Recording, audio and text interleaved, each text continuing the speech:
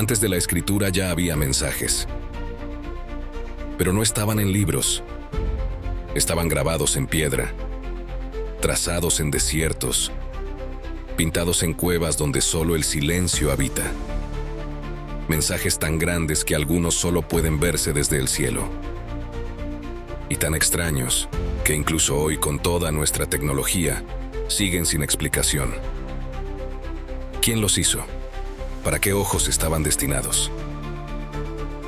Hoy exploraremos los símbolos más enigmáticos jamás registrados, pictogramas colosales, petroglifos imposibles y pinturas rupestres que parecen representar encuentros con algo que no pertenece a este mundo. Muchos de estos lugares han sido ignorados por los libros de historia, otros han sido ocultados deliberadamente. Al final verás un conjunto de evidencias que podrían cambiar tu visión del pasado y quizás te ayuden a responder una pregunta que la ciencia aún no se atreve a tocar. ¿Qué o quién nos estaba observando desde el cielo? ¿Y por qué? Bienvenidos.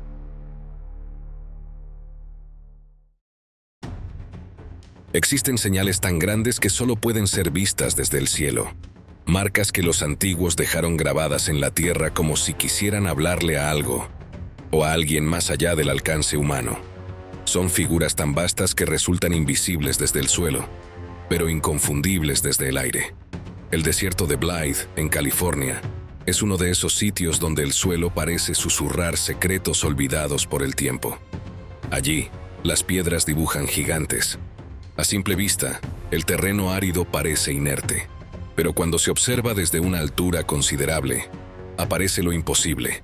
Formas perfectamente delineadas de seres humanos con brazos extendidos, animales, círculos y líneas que cubren decenas de metros.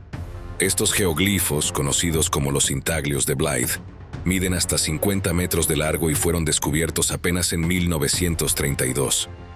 No por un arqueólogo, sino por un piloto que sobrevolaba el área. Este detalle ya levanta sospechas. ¿Por qué hacer figuras colosales que no pueden ser vistas desde donde se camina? ¿A quién estaban dirigidas? ¿A los dioses? ¿A entidades que volaban? ¿O a civilizaciones más avanzadas que ya dominaban las alturas? Se estima que estas figuras tienen entre 500 y 2000 años de antigüedad. Se atribuyen a los indígenas de la región, posiblemente las tribus Mojave o Quechán, que consideraban sagrado al río Colorado. En sus mitologías, estas figuras representarían a Mustamo, un ser divino que enseñó a los humanos a sobrevivir. Pero esta explicación, aunque valiosa desde lo cultural, no satisface del todo a quienes buscan respuestas más profundas. El método de construcción también desconcierta. Los creadores removieron cuidadosamente la capa superior de rocas oscuras del desierto para revelar una base más clara y compacta debajo, generando un contraste que se mantiene incluso después de siglos. Es decir, una técnica que no era solo artística, sino que requería una comprensión detallada del terreno, del color del suelo y del paso del tiempo. No cualquiera puede dejar una marca tan precisa, perdurable y en proporciones tan exactas sin ver el diseño desde arriba. Algunos estudiosos, como el antropólogo Harry Lawton, documentaron que los nativos nunca veían estas figuras desde un punto elevado, ni tenían medios para hacerlo. De hecho, muchos de ellos no sabían que esas figuras seguían allí. Entonces, ¿por qué mantener un arte invisible al ojo humano común? ¿No habría sido más lógico dibujarlas en piedra vertical, en cuevas, en murales? Lo que nos lleva a una hipótesis mucho más inquietante. ¿Y si estas figuras fueron diseñadas para ser vistas desde el cielo, por entidades capaces de volar? Esta pregunta se vuelve más perturbadora cuando se compara Blythe con otros sitios del mundo. Las líneas de Nazca en Perú, los geoglifos de Sajama en Bolivia, las misteriosas formas del valle de Turgay en Kazajistán. Todos parecen seguir el mismo patrón. Formas gigantescas, hechas con precisión geométrica, extendidas sobre superficies planas, imposibles de captar desde tierra firme. El patrón es mundial, y sin embargo, aún no tenemos una teoría unificada que lo explique. Una hipótesis alternativa sugiere que estas marcas eran parte de rutas sagradas, caminos rituales que se recorrían para honrar a los dioses o para representar eventos míticos. En esta lógica, Los geoglifos no estaban destinados a ser vistos desde el cielo, sino a ser vividos desde el suelo. Pero esto tampoco resuelve el misterio del tamaño y la simetría, porque para lograr figuras tan exactas, habría sido necesario algún tipo de visión aérea o tecnología de medición avanzada. Los más escépticos descartan cualquier intervención no humana y atribuyen el fenómeno a coincidencias culturales, diferentes pueblos con similares formas de expresar sus mitos. Pero el problema persiste. Las similitudes son demasiadas, las dimensiones demasiado precisas, y la orientación de muchas de estas figuras parece seguir patrones astronómicos que solo se comprenden desde lo alto. En Blythe, el suelo sigue intacto. Las figuras, protegidas por vallas, siguen desafiando al viento y al tiempo, pero sus trazos continúan sin respuesta.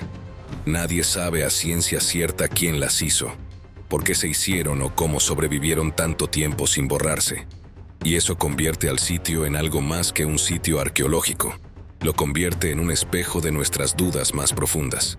¿Estamos observando arte ceremonial o señales codificadas para inteligencias no humanas? ¿Simples tributos religiosos o parte de una red planetaria de comunicación ancestral? Y mientras nos debatimos entre explicaciones racionales y teorías más audaces, una certeza queda en pie. El suelo del planeta nos observa desde abajo, con símbolos que aún no aprendemos a leer. La Tierra puede hablar, pero para escucharla, a veces hay que saber leer la luz, la sombra y el tiempo. En Blythe, las figuras humanas parecían mirar hacia el cielo, esperando algo. Pero más al este, entre cañones secos y muros de arenisca tallados por el viento, otro tipo de mensaje parece estar esperando. Uno que no se traza con figuras visibles desde el aire, sino con símbolos grabados en roca, que solo se revelan cuando el sol los toca de cierta manera. Ese lugar es Chaco Canyon, en el corazón del actual Nuevo México. Los antiguos habitantes de la cultura ancestral Pueblo, también conocidos como Anasazi, construyeron una de las redes más sofisticadas de arquitectura, astronomía y espiritualidad del mundo precolombino. Pero entre sus ruinas no solo hay muros y pasajes alineados al sol. Hay algo más, algo mucho más antiguo. Petroglifos enigmáticos grabados con una precisión que aún desconcierta a los estudiosos. Uno de ellos es conocido como la Daga del Sol. En apariencia, es apenas una espiral tallada sobre una superficie rocosa, pero lo imposible ocurre durante el solsticio de verano. Justo en el mediodía solar, un rayo de luz se filtra por una estrecha grieta natural en el acantilado y atraviesa la espiral con una precisión quirúrgica, cortándola verticalmente en dos mitades. En los equinoccios, los rayos caen suavemente a ambos lados de la figura, como si la estuvieran abrazando. Este fenómeno no es casual, no es improvisado. Requiere un conocimiento astronómico profundo y, lo más sorprendente, una previsión arquitectónica que considera el ángulo solar exacto de cada estación del año. En otras palabras, quienes tallaron esa espiral sabían exactamente cuándo y cómo la luz solar iba a comportarse, y lo inmortalizaron en la piedra. ¿Era esta una especie de calendario solar, un reloj cósmico, o algo más profundo aún, como una advertencia? Algunos investigadores creen que los petroglifos de Chaco no solo marcaban el paso del tiempo, sino que registraban fenómenos astronómicos extraordinarios. Por ejemplo, una figura circular con una estrella y varios destellos fue relacionada por algunos astrónomos con la supernova de 1054, un evento tan brillante que fue visible a plena luz del día durante semanas, y se piensa que los antiguos habitantes de Chaco pudieron haberla registrado en sus muros, como testigos del cielo. Pero hay teorías aún más desconcertantes. Varios símbolos aparecen una y otra vez en lugares específicos: espirales, rayos, cruces solares. Algunos estudiosos sugieren que podrían ser registros de tormentas solares, eclipses o alteraciones del campo electromagnético, es decir, fenómenos que afectan directamente a la Tierra. ¿Acaso estos petroglifos no solo eran calendarios, sino también sistemas de monitoreo energético? Otros investigadores han planteado una hipótesis más audaz, que Chaco Canyon no era solo un centro ceremonial o astronómico, sino un nodo de información, donde los antiguos recopilaban y codificaban lo que el cielo les mostraba, quizá con la intención de conservarlo para futuras generaciones, o para alguien más. El hecho de que muchos de estos grabados solo se activan visualmente en fechas exactas, cuando la sombra o la luz los completa, sugiere un nivel de intención simbólica casi tecnológica.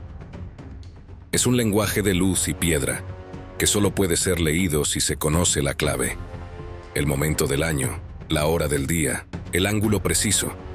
Y si hablamos de claves, ¿qué otras cosas quedaron grabadas allí que aún no hemos descubierto?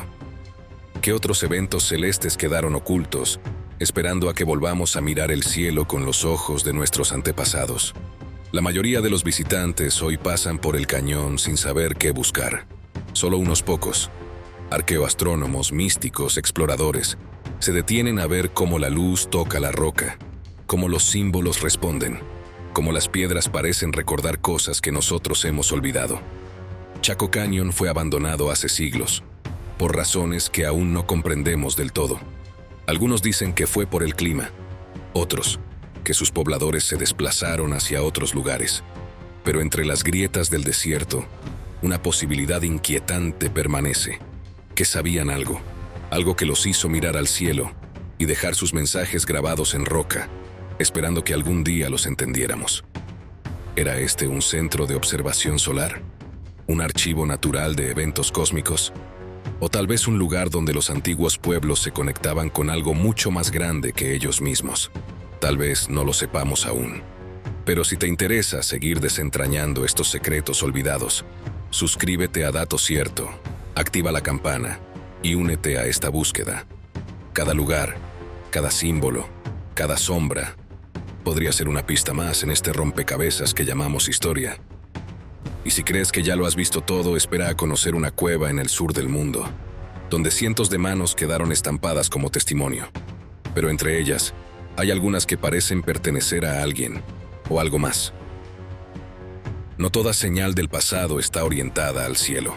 Algunas parecen surgir desde lo más profundo de la tierra o del alma humana, pero cuando se repiten con tanta insistencia, cuando se plasman una y otra vez en los muros de una cueva remota, una pregunta comienza a crecer.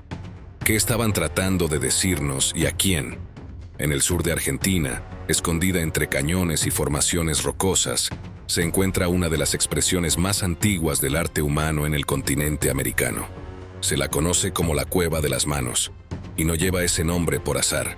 En sus paredes protegidas del viento patagónico durante milenios, cientos de siluetas de manos humanas se extienden en negativo, como si alguien o algo hubiera querido dejar constancia de su existencia o de su paso. Las pinturas rupestres de esta cueva se remontan, según las dataciones más conservadoras, a unos 9.000 años atrás. Fueron realizadas por antiguos cazadores-recolectores que habitaron la región del río Pinturas, en la actual provincia de Santa Cruz. Pero más allá de lo arqueológico, la sensación que produce estar allí dentro va más allá del tiempo. Porque las manos no están simplemente pintadas, están dispuestas de forma obsesiva, repetitiva, perturbadora, como un grito visual que atraviesa los siglos. La técnica utilizada consiste en colocar la mano sobre la piedra y soplar pigmento desde una caña hueca, creando una silueta en negativo. El resultado es impactante, una galería de presencias ausentes, como sombras fosilizadas. La mayoría de las manos son izquierdas, lo cual ha llevado a suponer que el tubo era sostenido con la derecha. Pero más allá de la lógica técnica, hay detalles que desconciertan. Algunas manos son demasiado grandes, otras demasiado pequeñas. Algunas tienen dedos extra, o menos de 5. Otras parecen estar dobladas en ángulos imposibles. Y aunque la explicación convencional sugiere que podrían haberse deformado por el paso del tiempo, la humedad o la erosión, hay una sensación inquietante que no desaparece, que no todas esas manos eran humanas. A lo largo de los pasajes rocosos también hay pinturas de guanacos, escenas de caza, símbolos geométricos. Pero las manos dominan, se imponen, son el mensaje central. ¿Por qué? Una teoría sugiere que eran parte de un ritual de iniciación, una marca de pertenencia a un clan. Otra propone que eran una forma de proteger el espacio, de dejar energía personal impresa en la piedra. Pero hay quienes sostienen que este lugar no era solo ceremonial, sino un punto de contacto con lo desconocido. Varias siluetas presentan formas inusuales, algunas con dedos delgados y largos, otras con extremidades que se curvan como tentáculos. Algunas están tan elevadas que es difícil imaginar cómo pudieron ser estampadas sin ayuda externa. ¿Y si algunas manos fueron reproducidas? ¿Por qué fueron vistas? ¿Y si no todas pertenecían a los que vivían allí? El silencio de la cueva amplifica la incertidumbre. No hay textos, no hay contexto, solo manos. Y esa reiteración parece decir algo más. Estuvimos aquí, o tal vez, aquí estuvieron ellos. Los pigmentos utilizados son minerales naturales, óxidos de hierro, carbón, arcilla blanca. A pesar de los milenios, los colores aún resisten. Se conservan mejor de lo que deberían. ¿Por qué? Algunos expertos hablan de la química del ambiente, otros de una técnica de fijación aún no del todo comprendida. Y unos pocos se preguntan si hubo un conocimiento más profundo sobre cómo dialogar con la piedra. La cueva de las manos no está sola. En todo el mundo existen representaciones similares, en cuevas de Indonesia, Francia, Australia. Pero lo peculiar aquí es la densidad, la obsesión y el detalle. Las manos parecen hechas para perdurar, como si su permanencia fuera parte esencial del mensaje. También es extraño el lugar elegido. La cueva se encuentra en un sitio de difícil acceso, entre cañones que exigen horas de caminata. No está cerca de un río ni de tierras fértiles. No es un lugar práctico, es un lugar sagrado, deliberadamente apartado. ¿Por qué escoger ese sitio si el objetivo era simplemente dejar arte o señales de caza? Quizás no buscaban ser encontrados, sino proteger algo, o marcar un límite. O quizás simplemente decir, aquí hubo algo que no debe olvidarse. Sea cual sea su intención, lograron su cometido. Porque miles de años después seguimos preguntándonos quién dejó esas huellas. Y por qué algunas de ellas parecen no pertenecer a este mundo. Y mientras la piedra guarda ese eco milenario, al otro lado del planeta, en una región remota de Australia, otra forma de arte rupestre muestra figuras que no se contentan con dejar huellas, sino que retratan seres completos. Seres con ojos desproporcionados, cabezas resplandecientes y un detalle imposible de ignorar. No tienen boca. En las profundidades del noroeste australiano, donde las tormentas eléctricas anuncian la llegada de la estación húmeda y los relámpagos iluminan las paredes de roca milenaria, existen imágenes que, desde hace miles de años, han contemplado el paso del tiempo sin pronunciar una sola palabra. No porque no tengan historia, sino porque, literalmente, no tienen boca. Son los Wandjina, figuras enigmáticas pintadas por los pueblos aborígenes en las grutas de la región de Kimberley. Y aunque los expertos las catalogan como parte del arte espiritual de una cultura ancestral, hay algo en su apariencia, algo silenciosamente inquietante, que las ha convertido en uno de los mayores enigmas rupestres del planeta. Estas representaciones no muestran animales ni escenas de caza, muestran seres, altos de formas humanas, con cabezas redondas o en forma de bulbo, ojos enormes y completamente negros, rodeados por halos o líneas que parecen irradiar luz. Y lo más extraño, ninguno de ellos tiene boca. La tradición oral de los pueblos Ngaringin, Worrorra y Wunumbal sostiene que los Wandjina son los creadores del mundo, los que trajeron la lluvia, las leyes, el conocimiento y la conciencia. Según sus relatos, descendieron del cielo, transformaron la tierra y luego desaparecieron. Pero su presencia quedó grabada en la piedra, como testimonio de lo que fue y como advertencia de lo que podría volver a ser. Los aborígenes les temen y los respetan profundamente. Creen que los Wandjina aún observan, que son testigos silenciosos, guardianes invisibles del equilibrio natural. Y por eso, siguen repintando sus rostros cada ciertos años, manteniendo vivos sus ojos, restaurando los halos, pero sin jamás agregar una boca. Porque, según la creencia, si un Wandjina tuviera boca, podría hablar. Y si habla, podría traer destrucción. Desde una perspectiva simbólica, esto podría entenderse como una metáfora del poder del silencio sagrado. Pero la pregunta persiste. ¿Por qué esas figuras son tan distintas de cualquier otro arte aborigen? ¿Por qué tienen proporciones tan específicas, tan geométricas, tan ajenas? Muchos investigadores han señalado el parecido de los Wandjina con los arquetipos modernos de visitantes extraterrestres. Cabezas grandes, ojos negros, cuerpos sin expresión. ¿Es solo una coincidencia cultural? ¿O estos pueblos representaron lo que realmente vieron? El misterio se profundiza cuando se considera su antigüedad. Algunas pinturas tienen más de 4000 años, y muchas están en zonas prácticamente inaccesibles, ubicadas en techos de cavernas o muros verticales donde se requeriría escalar con técnica. Y sin embargo, están allí, impecables, delicadas, persistentes. Los halos que rodean sus cabezas también han generado debates. Para la tradición aborigen representan nubes, rayos o energía espiritual, pero su forma circular perfecta ha sido comparada con cascos, auras energéticas o tecnología que, según la historia oficial, no debería haber existido en aquella época. Otros detalles desconciertan aún más. En algunas escenas, los Wandjina aparecen acompañados de líneas ondulantes, como si descendieran del cielo. En otras, se los muestra flotando, sin contacto con el suelo. En ciertos paneles, incluso aparecen en posición fetal, encerrados dentro de formas ovoides, como si fueran seres nacidos o transportados desde otro lugar. La ciencia tradicional se mantiene prudente. Clasifica a los Wandjina como figuras míticas, parte de la cosmovisión de un pueblo que fusiona lo natural con lo sobrenatural. Pero incluso desde esa lectura, hay algo que no encaja: la persistencia del motivo, la intensidad del simbolismo y la profunda reverencia que les profesan hasta el día de hoy. Porque los aborígenes australianos tienen decenas de espíritus y dioses en su mitología, pero ninguno como los Wandjina. Ninguno con tal presencia visual. Ninguno tan directamente vinculado a los cielos, al agua, a los rayos y al silencio.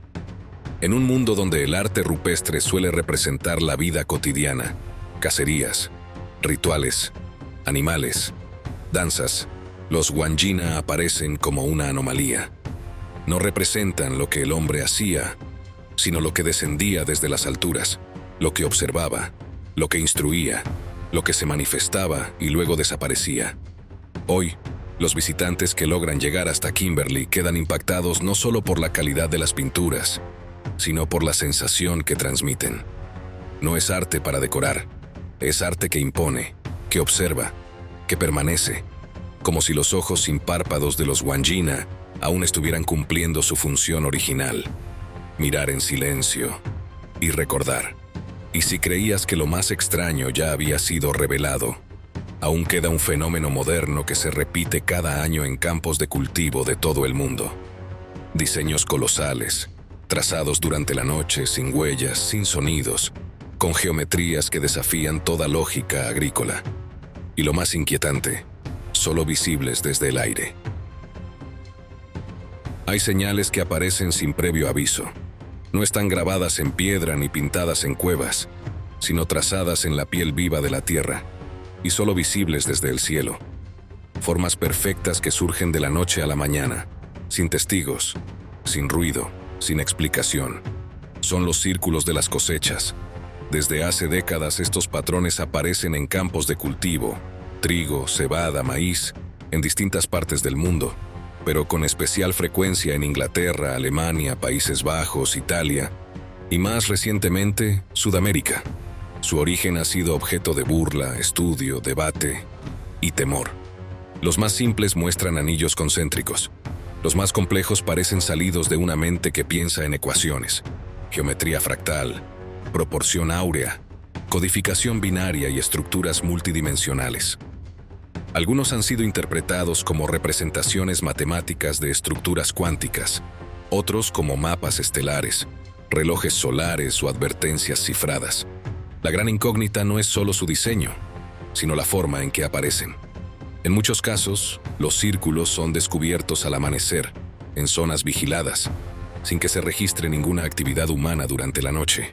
Los tallos del cultivo no están cortados ni arrancados, sino doblados con precisión milimétrica, como si hubieran sido reordenados desde el interior, aplicando calor, o algo más sofisticado. Estudios microscópicos han revelado alteraciones en la estructura celular de las plantas dentro de algunos círculos, elongaciones imposibles de reproducir con métodos mecánicos. También se han detectado fluctuaciones magnéticas, presencia de radiación y, en ciertos casos, residuos de materiales no identificados. Nada de eso aparece fuera del círculo. ¿Quién o qué los hace? La explicación oficial surgió en 1991, cuando dos británicos, Doug Bower y Dave Chorley, aseguraron haber creado varios de los círculos con simples tablas y cuerdas. El caso se convirtió en una sensación mediática, y desde entonces, la narrativa del engaño humano ha prevalecido. Pero hay un detalle. Los diseños más complejos y con efectos físicos inusuales siguieron apareciendo incluso después de su confesión, y en lugares donde ellos nunca habían estado. Además, algunos círculos han surgido en cuestión de minutos, documentados en tiempo real por cámaras de vigilancia, o acompañados de fenómenos inexplicables: luces en movimiento, sonidos de baja frecuencia, alteraciones eléctricas. ¿Pueden dos hombres con una tabla crear eso? Los círculos también han respondido. En 2001, apareció un diseño con una figura humanoide sosteniendo un disco. Ese disco, una vez traducido, contenía un mensaje en código así: cuidado con los portadores de falsos regalos y sus promesas incumplidas. Mucho dolor, pero aún hay tiempo. Cree, hay bien ahí fuera. Nos oponemos al engaño. Cierre del canal. Otro círculo, aparecido en 2002 frente al radiotelescopio de Chilbolton, replicaba la famosa señal enviada por el SETI en 1974, como si alguien hubiera respondido, con ligeras modificaciones. Demasiadas coincidencias. Demasiada complejidad para un simple juego de engaño. También está el factor estético. Muchos círculos muestran una belleza perturbadora. No parecen dibujos, sino símbolos. No parecen capricho, sino intención. Como si estuvieran tratando de comunicarse con quien pueda entender ese lenguaje. Algunos investigadores creen que se trata de un alfabeto simbólico, no basado en letras, sino en frecuencias. Un lenguaje vibracional, que se manifiesta visualmente como geometría. Otros piensan que los círculos activan el subconsciente, que están hechos para ser comprendidos sin palabras, solo con la intuición o con una mente preparada. También existe la teoría de que estos patrones son interfaces, portales no físicos, mapas energéticos activables desde otra dimensión. Y aunque suene a ciencia ficción, ciertos pueblos antiguos ya hablaban de señales trazadas en la tierra para atraer o repeler presencias superiores. Entonces, ¿qué son los círculos? ¿Mensajes, advertencias, marcas de aterrizaje, arte inteligente o simplemente un espejo que revela nuestro propio desconcierto frente a lo desconocido? La verdad, hasta hoy, sigue dibujándose sin explicación, y cada nueva aparición alimenta el mismo enigma. No dejan rastro, pero no pueden ser ignorados. No son arte rupestre, no son construcciones, son geometría manifestada en tiempo real, ante nuestros ojos, sin nuestras manos. Y si hay un mensaje detrás, una mente detrás, una intención detrás, entonces la pregunta no es si estamos solos. La pregunta es, ¿quién está intentando hablarnos? ¿Y por qué ahora? A miles de kilómetros, en un valle de los Alpes italianos, otra forma de comunicación quedó grabada, no sobre cultivos, sino en piedra. Los círculos de las cosechas siguen apareciendo hoy, pero en los Alpes italianos, lo imposible quedó grabado desde hace miles de años. No en trigo ni en maíz, sino en piedra sólida, como si una civilización ancestral hubiera querido que su mensaje sobreviviera a todo. Al viento, al agua y al olvido. Es el valle de Val Camonica, en Lombardía. Allí, a lo largo de más de 70 kilómetros, se extiende uno de los conjuntos de petroglifos más grandes y misteriosos del mundo. Más de 140.000 símbolos han sido tallados sobre la roca viva. Muchos representan escenas de caza, guerreros, armas, rituales, pero entre ellos hay figuras que desafían por completo lo que sabemos de la historia antigua. Figuras humanoides con cascos redondos, trajes que cubren todo el cuerpo, objetos en las manos, líneas que salen de sus cabezas como si fueran antenas, Y lo más inquietante, en varias escenas, parecen estar flotando. ¿Quiénes eran? ¿Dioses? ¿Espíritus? ¿Seres venidos del cielo? Para algunos arqueólogos tradicionales, se trata de representaciones simbólicas de divinidades o chamanes en estados alterados de conciencia, pero hay algo en sus formas, en su simetría y en la forma de estar dibujados que parece gritar otra cosa. Esto fue visto. Esto fue recordado. Esto fue dejado para ser comprendido algún día. La mayoría de estas figuras fueron talladas hace más de 8000 años, y no hay otros registros en Europa de ese periodo que se asemejen a lo que hay aquí. Son una anomalía cultural, un exceso de complejidad simbólica para una época que supuestamente vivía en lo más rudimentario. Hay escenas que muestran discos sobre personas, haces de líneas descendentes, cuerpos suspendidos. Otras figuras llevan lo que parecen tubos o dispositivos en los brazos. La comparación con astronautas modernos no ha pasado desapercibida. Incluso la propia NASA ha señalado informalmente el parecido de algunas figuras con trajes espaciales actuales. Aunque sin ninguna conclusión oficial, el paralelismo es perturbador. Y lo más extraño, no hay explicación oficial clara para todo esto. Se han propuesto teorías sobre representaciones mitológicas, rituales de fertilidad, chamanismo, hasta alucinaciones, pero ninguna de ellas explica por qué esas figuras son tan distintas del resto del arte rupestre europeo. Ninguna responde por qué esos seres parecen estar vestidos para un entorno que no es terrestre. Además, la ubicación no es casual. Muchas de las rocas talladas se encuentran en puntos elevados, protegidos por acantilados o de difícil acceso. Algunas figuras solo se ven desde ángulos específicos, como si hubieran sido creadas para ser percibidas con una visión distinta a la humana o con otra perspectiva. El valle, considerado sagrado desde tiempos inmemoriales, fue también un sitio de paso y encuentro entre culturas. Pero ninguna dejó un registro simbólico comparable. Los pueblos posteriores no supieron explicar el origen de los petroglifos, y eso sugiere una verdad incómoda. Los tallaron aquellos de quienes no conservamos memoria. El misterio no termina ahí. Las investigaciones más recientes, usando escaneo 3D y fotografía espectral, han revelado que muchas de estas figuras están conectadas entre sí por líneas y patrones ocultos bajo el desgaste de los siglos. Como si todo el conjunto de Valcamonica fuese un sistema simbólico mayor, una red que aún no hemos terminado de interpretar. ¿Qué intentaban comunicar? ¿Quién era el destinatario? ¿Y por qué utilizar piedra para hacerlo? Quizás porque sabían que todo lo demás desaparecería. Hoy Valcamonica es un parque arqueológico abierto al público. Miles de visitantes caminan entre las piedras sin notar que, bajo sus pies, podrían estar pisando un mensaje que aún no entendemos. Un mensaje codificado, persistente, como si esperara que al fin llegáramos a comprenderlo. Y si este tipo de señales te intrigan tanto como a nosotros, suscríbete a Dato Cierto y activa la campana. Aquí seguimos el rastro de todo lo que parece no encajar en la historia oficial. Porque tal vez el pasado no está cerrado, solo mal interpretado. Los grabados de Valcamonica parecen estar dirigidos al cielo, como si los antiguos supieran algo, o hubieran sido testigos de algo. Y en otra parte del mundo, a miles de kilómetros de los Alpes, hay una figura grabada directamente en una ladera. Un ser colosal que no mira al suelo ni al horizonte, sino directamente hacia el firmamento. Una figura tan grande que solo puede ser comprendida desde las alturas. Esta figura gigantesca, conocida como el Gigante de Atacama, está ubicado en el Cerro Unita, al norte de Chile. El geoglifo representa un ser de 119 metros de largo. Es la figura antropomorfa más grande conocida en todo el mundo. Su presencia en medio del desierto de Tarapacá ha intrigado a arqueólogos, historiadores, y también a quienes miran más allá de la explicación oficial.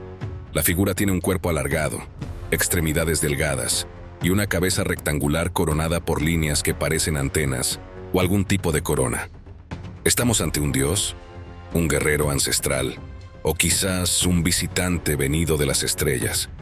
La cultura tiwanaku, que floreció en esta región hace más de 1000 años, ha sido vinculada con la creación del geoglifo.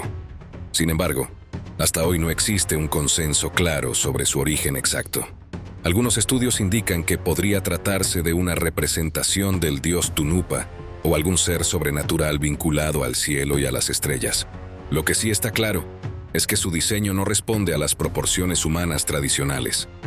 El rostro cuadrado, las extensiones en la cabeza y la rigidez de las extremidades lo colocan en un terreno difuso entre lo simbólico y lo inquietantemente real. Uno de los elementos más desconcertantes del gigante de Atacama es su posible relación con la astronomía. Investigaciones han sugerido que sus líneas y su orientación podrían estar alineadas con determinados eventos celestes, como la salida del sol en los solsticios o el paso de ciertas constelaciones. Esto abre un nuevo interrogante. ¿Tenían estos pueblos un conocimiento astronómico más avanzado de lo que suponemos? ¿Y si no lo obtuvieron solos? Algunos investigadores alternativos, y también muchos curiosos, han propuesto una teoría radical, que el gigante de Atacama no es una representación simbólica, sino un retrato fiel de algo que fue visto en los cielos, algo que inspiró temor, respeto o adoración. ¿Y si este ser fue una figura real? Un visitante que alguna vez descendió en el desierto dejando como legado su silueta para la eternidad. La forma de la cabeza no es casual.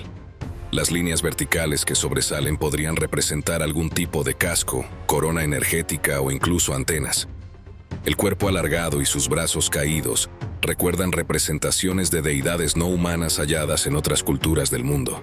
Y más intrigante aún, ¿por qué tallar a este ser tan grande si no era necesario hacerlo en esa escala para los rituales cotidianos? Más allá de su forma, el gigante de Atacama se convierte en una pregunta abierta. No tiene rostro definido, no tiene nombre, no tiene inscripción, solo su silueta, inmensa, silenciosa, resistiendo al paso de los siglos, vigilando el desierto como un centinela inmóvil. Hoy, las visitas a la zona están permitidas, pero no se puede pisar el sitio. Las autoridades han cercado el perímetro para protegerlo de la erosión humana. Y aunque lo rodean carteles informativos con la versión oficial de su origen, nadie puede negar que la energía del lugar no se siente como la de un simple monumento arqueológico. Hay algo más, una vibración, una presencia, un mensaje aún cerrado bajo llave. Quizá lo más importante no sea entender exactamente lo que es, sino por qué fue hecho y para quién. ¿Y tú? ¿Crees que estas figuras colosales son meros símbolos religiosos o hay algo más? Si este misterio te ha dejado pensando, suscríbete a Dato Cierto. Activa la campana y déjanos tu opinión en los comentarios. ¿Quién o qué crees que inspiró la creación del gigante de Atacama? Queremos leerte, porque hay señales que aún no sabemos cómo interpretar. Y quizá, al reunir las piezas de cada una, la imagen final nos revele una verdad mucho más profunda. Una verdad que quizá no esté escrita en libros, sino trazada en piedra, en cuevas, en desiertos o en el cielo mismo. Y si esas piezas dispersas realmente forman parte de un mismo mensaje, entonces no estamos frente a simples obras antiguas. Estamos ante un mapa que, tal vez, aún estamos aprendiendo a leer. Aquí en el canal hay mucho más por descubrir. Más huellas, más enigmas, más fragmentos de un pasado que se niega a ser olvidado.